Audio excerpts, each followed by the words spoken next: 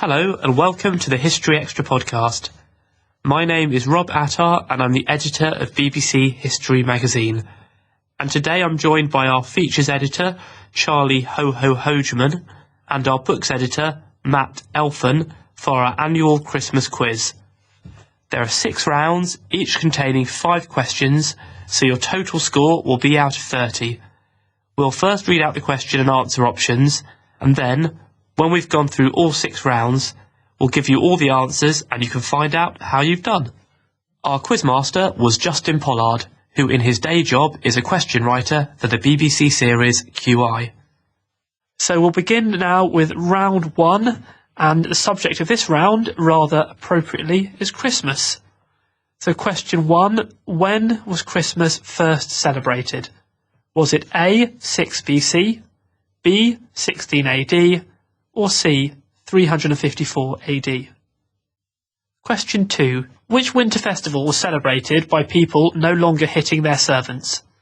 Was it A, Saturnalia, B, Boxing Day, or C, Hogmanay? Question 3. What was shocking about the first commercially produced Christmas card? Was it A, that it depicted a nude Santa, B, it encouraged children to drink alcohol, or C, it had a picture of the devil on it? Question 4. Where did they celebrate the winter solstice by smearing the doorposts with butter in honour of the goddess of sanity? Was it A, northern Scandinavia, B, northern Iran, or C, southern Ireland? And question 5, that's the last question in this round. When did Christmas become a public holiday in Scotland? Was that A, 1601, B, 1103, or C, 1958? Okay, that's the end of round 1. Hope you've all done well there. Now we'll move on to round 2, rather fittingly. This is about New Year, and to go through the questions, it's Charlie. Question number 1. Why were the Russian people so resistant to Peter the Great adopting January the 1st as the first day of the year? Was it A, because God couldn't have created the world in the harsh months of winter? B, because it would be too cold for the traditional New Year swimming celebrations, or C, because they thought it would put the seasons out of kilter. Number 2, red is considered an auspicious colour at the Chinese New Year because red in Chinese is a homonym for money. B, Chairman Mao ordered the traditional auspicious colour of yellow to be replaced with communist red, or C, it scares off dragons. Question 3. Why don't racehorse trainers want foals born on the 31st of December? Is it A, because according to a Tudor tradition, they're unlucky and will never win a race? Or B, they'll have to race in the year group above their age? Or C, statistically, winter foals are slower than their summer counterparts? Question 4. In Dundee, the traditional first fitting gift on New Year's Day was A, a decorated cake, B, a decorated whiskey bottle, or C, a decorated herring? Question number 5. According to medieval tradition, when should you take down your Christmas decorations? Is it A, 12th night, B, Candlemas, or C, Epiphany? Thank you, Charlie. And now we're moving on to round 3. The subject of this round is winter, and to give you the questions, it's Matt. Number 1. In 1795, the Dutch Navy was surprised and defeated by A, French cavalry, B, British submarines, or C, Swedish frogmen. Number 2. How did Aristotle explain away the fact that he never saw robins in summer? A, he thought they estivated, B, he thought they turned into a different species, or C, he thought they migrated. Number 3. The Snowdrop Inn in Lewes gets its name from which of the following? A. A local avalanche, B. A local flower, or C. The local ice houses? Number 4. What is Fimbulwinter? Is it A. The winter preceding the end of the world in Norse mythology, B. A winter theme park for children, or C. The title of Angela Merkel's autobiography? And finally, number 5. What is Sunday in Greenland? Is it A. The day after Saturday, B. The first day of the year in which the sun breaks the horizon after the 24-hour darkness of winter, or C. The anniversary of the birth of Greenland hero Jonathan's son? Thank you, Matt. Now we're halfway through the quiz, and now it's round 4. This round is about Christmas food. Question 1. Who was known as the Pudding King? Was it A. Mr. Kipling, B. George I, or C. William Fortnum? Question 2. In what year was the Tunis cake invented? Was it A. 1885, B. 1591, or C. 1973? Question 3. Harleian MS 279, written about 1430 AD, contains one of the earliest surviving recipes for mince pies. Which of the following was not in the list of ingredients? A. Currants, B. Mace, or C. Mutton? Question 4. During rehearsals for Peter Pan, J.M. Barrie ordered this every day for lunch, but never ate it. When his friend William Nicholson asked him why, Barrie said, "I cannot resist ordering them. The words are so lovely to say." What are they? Was it A. Petit pois, B. Roast potatoes, or C. Brussels sprouts? And question 5, the last one in this round. The Germans wrap them in dressing gowns, the English in blankets, and in Israel they're placed in an ark. What are they? Is it A. Sausages, B. Nativity figures of the baby Jesus, or C. The shepherds? Okay, that's the end of round 4. Now we go to round 5. This one is called Christmas Across the Pond. And for this one, I'll go across the desk to Charlie. Thank you, Rob. Question 1. What bird did Benjamin Franklin want as a US national bird? Was it A. the bald eagle, B. the American robin, or C. the turkey? Question number 2. Why didn't Caribbean slave owners look forward to Christmas? Is it A. because that's when a large proportion of slave uprisings took place, B. because they traditionally had to give slaves a day off, or C. because it was the coldest time of year on the plantations? Question number 3. What did the people of Boston throw at the British to spark the Boston Massacre? Was it A. cannonballs, B. snowballs, or C. cricket balls? Question 4. What could get you fined 5 shillings in Boston between 1659 and 1681? Was it A. drinking at Christmas? Was it B. celebrating at Christmas? Or C. not celebrating at Christmas? And finally, question number 5. Since 2011, what has Father Christmas had the official right to do in the US, but not the UK? Is it A. land on roofs, B. fly through their airspace, or C. break into a house? Okay, thank you, Charlie. Just one round to go. This will separate the winners and the losers. This one's subject is on Christmas Day, and to read through the questions, it is Matt. Okay, number 1. In 1130, which of the following became the first king of Sicily on Christmas Day? Is it A. Count Roger I, B. Count Roger II, or C. King Kevin I? Number 2. In 1826, the 25th of December saw the end of the Eggnog Riot, which involved which of the following? A. Drunken West Point cadets, B. Drunken egg farmers, or C. Drunken Christmas elves? Number 3. On Christmas Day in 1066, William the Conqueror was crowned king in which of the following buildings? A. Winchester Cathedral, B. the Tower of London, or C. Westminster Abbey? Number 4. On Christmas Day in 1642, which physicist was born? Is it A. Gottfried von Leibniz, B. Blaise Pascal, or C. Isaac Newton? And finally, on Christmas Day in 1977, which of these actors died? Is it A. W.C. Fields, B. Charlie Chaplin, or C. Dean Martin? Okay, thank you for that, Matt. That's great. I hope you've all done very well. I'm sure many of you have got 30 out of 30. But to find out, we're now going to go through the answers to the quiz. So we'll begin at the beginning. Round 1, Christmas. So question 1 was, when was Christmas first celebrated? And the answer to this one was C, 354 AD. Early Christians don't seem to have focused on Christmas. The first mention of the festival is in a book called The Chronography of 354, written, not surprisingly, in 354 AD. Question 2, which winter festival was celebrated by the end of the practice of servants being hit? And the answer was A, Saturnalia. The Saturnalia was celebrated from the 17th to the 23rd of December and was marked by a reversal of slave owner roles and a ban on punishing servants. Householders might also exchange their formal toga for the Greek synthesis, colourful dinner clothes considered too gaudy at other times of the year. Question 3. What was shocking about the first commercially produced Christmas card? And the answer was B. It encouraged children to drink alcohol. The first commercial card was produced in 1843 and depicted a family scene in which a young woman is shown helping a child to drink a large glass of red wine. Question 4.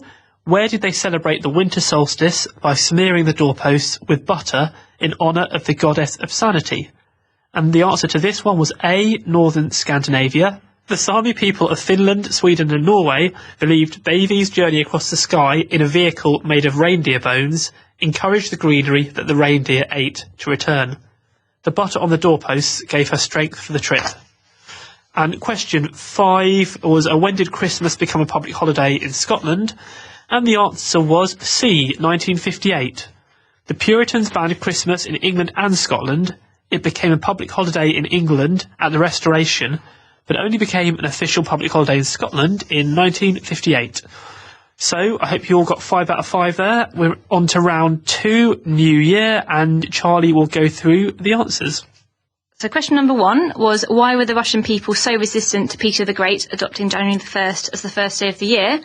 And the answer was A, because God couldn't have created the world in the harsh months of winter. The traditional start for the Russian New Year before 1700 was the 1st of September, which was believed to be the date of the creation of the earth, which was supposedly created at a time of warmth and plenty. Number 2, red is considered an auspicious colour at the Chinese New Year because, and the answer was C, it scares off dragons. According to a myth, Chinese villagers noticed that a terrible beast called the Nian, who would eat crops and even villages on New Year's Day, was scared of a little child wearing red, so they decorated their houses with red items to keep it away. Number 3, why don't racehorse trainers want foals born on the 31st of December? The answer was B, they'll have to race in the year group above their age. By convention, all thoroughbred horses have their birthdays on January the 1st, so a horse foaled on December the 31st, 2012 will be classed as a full year older than one born a day later, and have to compete against horses a year older than itself. Number 4, in Dundee, the traditional first footing gift on New Year's Day was, the answer was C, a decorated herring. The Hogmanay tradition of being the first person to cross the threshold on New Year required the first footer to bring a gift. Until the 1930s, the usual Dundee gift was a herring tied with ribbons. And finally, question number 5. According to medieval tradition, when should you take down your Christmas decorations? The answer is B, Candlemas. Until the Commonwealth, it was usual for the Christmas season to start 40 days before Christmas on the Feast of St Martin of Tours, and only end with the taking down of the decorations on Candlemas Eve, which was the 1st of February. Thank you for that, Charlie. Now we're on to round 3. This was on winter, and to go through the answers, it is Matt. So question 1 was, in 1795 the Dutch Navy was surprised and defeated by, and the answer is A, the French cavalry. When the sea off the Dutch coast froze in the exceptionally cold winter of 1795, a French cavalry unit galloped across the ice and simply surrounded the Dutch fleet. Not being used to being attacked by horses, the fleet surrendered. And number 2, how did Aristotle explain away the fact that he never saw robins in summer? And the answer is B, he thought they turned into a different species. Aristotle noted that he only saw robins in winter and redstarts in summer, so assumed that the one turned into the other with the changing seasons.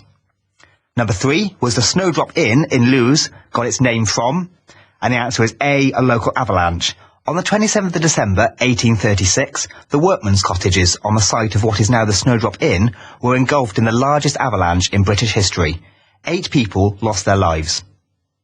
Number 4, what is Fimbulwinter? And the answer is A. Fimbulwinter, as described in the poetic Edda, is a series of 3 winters with no intervening summers, in which wars rage and nearly all life on Earth is extinguished. It is the prelude to Ragnarok. And finally, number 5. What is Sunday in Greenland? And the answer is B, the first day of the year when the sun breaks the horizon after the 24-hour darkness of winter. In the northern parts of Greenland, the sun remains below the horizon day and night for several weeks during midwinter, returning around the middle of January, depending on your latitude. Thank you, Matt. Now we come on to round 4, Christmas food. Question 1, who was known as the Pudding King? The answer to that was B, George I. George I was exceptionally fond of the last course and ordered a traditional Christmas pudding for his first Christmas dinner as King of Great Britain in 1714. He may even be the George in the nursery rhyme Georgie Porgy Pudding and Pie, although this is unproven. Question 2, in what year was the Tunis cake invented? And the answer for this one was C, 1973. Tunis cake is often cited as a traditional Christmas dish, but was actually invented by McVitie's in 1973. They stopped production in the early 1980s due to a lack of demand. Some other companies now make similar cakes based on a Madeira cake base topped with chocolate and marzipan fruits. Question 3, Harleian MS 279, written about 1430 AD, contains one of the earliest surviving recipes for mince pies.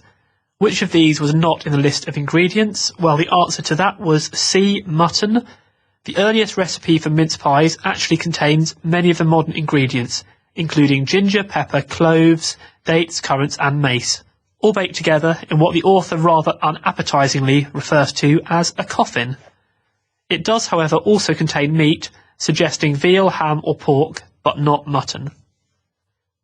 Question 4. During rehearsals for Peter Pan, J.M. Barrie ordered this every day for lunch, but never ate it. When his friend William Nicholson asked him why, Barrie said, "I cannot resist ordering them. The words are so lovely to say." What were they? Well, the answer was C, Brussels sprouts. Sprouts are perhaps the most contentious items on a Christmas dinner. There are people who complain of the smell, which is produced by the chemical sinigrin. This sulphurous aroma is only released if the sprouts are overcooked. And question 5, the end of this round. The Germans wrap them in dressing gowns, the English in blankets, and in Israel they're placed in an ark. What are they? Well, what they are is A, sausages. Pigs in blankets mean different things to different people. In the UK, the term refers to small sausages wrapped in bacon. In the United States, they are hot dogs wrapped in biscuit dough or pancakes. The German sausage in a dressing gown uses sausages wrapped in puff pastry, while in Israel, Moshe Bateva, Moses in the Ark, is a hot dog rolled in a ketchup-covered sheet of puff pastry. And I'm sure you all knew that. Okay, so we've got coming on now to round 5. This is Christmas across the pond, and it is Charlie. So, question number 1. What bird did Benjamin Franklin want as a US national bird? It was C, the turkey. Benjamin Franklin thought the eagle unsuitable as it was deemed a bird of bad moral character who does not get his living honestly. Instead, in a letter to his daughter, he advocated the turkey, although, as he admitted, the bird is sometimes seen as a little vain and silly compared to the bald eagle. Question number 2, why didn't Caribbean slave owners look forward to Christmas? The answer was A, because that's when a large proportion of slave uprisings took place. Caribbean slaves used the relaxation of restrictions during festivals to plan uprisings. Over a third of such slave revolts took place at Christmas. Question 3. What did the people of Boston throw at the British to spark the Boston Massacre? The answer was B, snowballs. The pre-revolution Bostonians resented the British military presence in their city, but the final straw was when a wigmaker's apprentice named Garrick mistakenly accused a soldier of not settling his bill. The argument grew until a sentry struck the boy with his musket.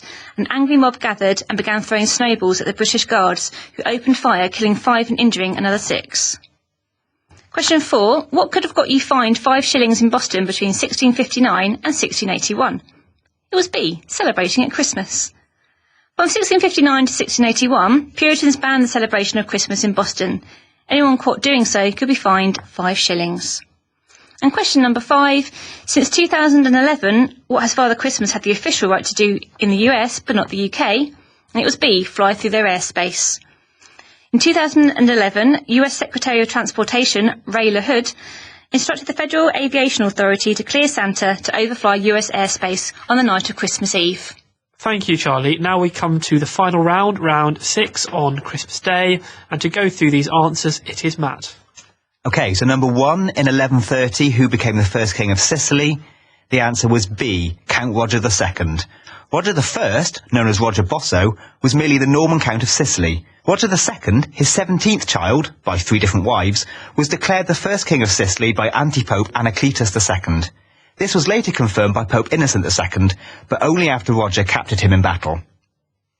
Number 2, in 1826, the 25th of December saw the end of the Eggnog Riot, which involved which of the following groups? And the answer was A, drunken West Point cadets. The Eggnog Riot broke out at West Point during the Christmas of 1826, when cadets were court-martialed for smuggling alcohol into the site to spice up their celebratory eggnogs. Number 3, on Christmas Day 1066, William the Conqueror was crowned king in which of the following buildings? The answer was C, Westminster Abbey. Winchester, as the royal seat of the West Saxons, had been the venue for Edward the Confessor's coronation.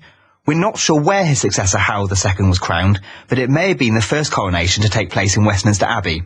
Every coronation since has been there, with the exception of Henry III, who was unable to be crowned in London when he first came to the throne because the French Prince Louis had taken control of the city, and so the king was crowned in Gloucester Cathedral.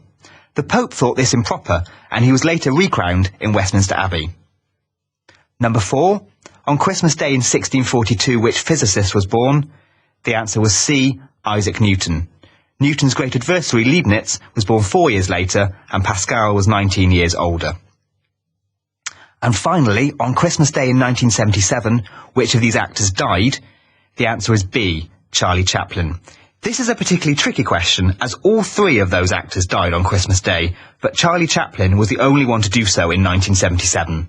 W.C. Fields died in 1946, and Dean Martin in 1995. Thank you, Matt. Okay, that wraps up the Christmas quiz for this year. I hope you all did very well. Do let us know what scores you got. Why don't you email us, podcast@historyextra.com, or of course you can post on social media, on Twitter @historyextra, Facebook, facebook.com/historyextra.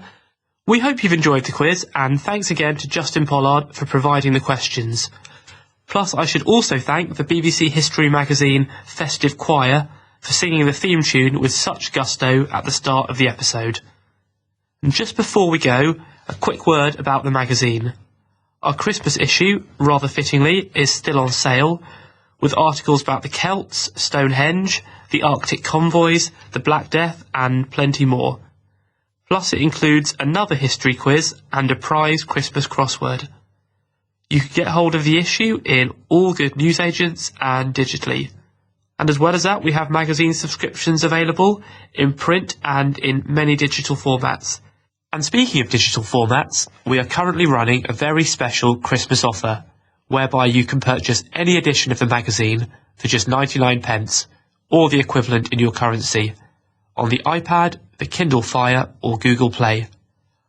Look out for BBC History Magazine at the newsstand or App Store to take advantage of this deal, which begins tomorrow and runs until the 1st of January. Next week, we'll be back for our last episode of the year, when we'll be talking about Tudor adventurers and the Black Death. Please do join us for that. But in the meantime, from myself and all at BBC History Magazine, I hope you have a very enjoyable Christmas.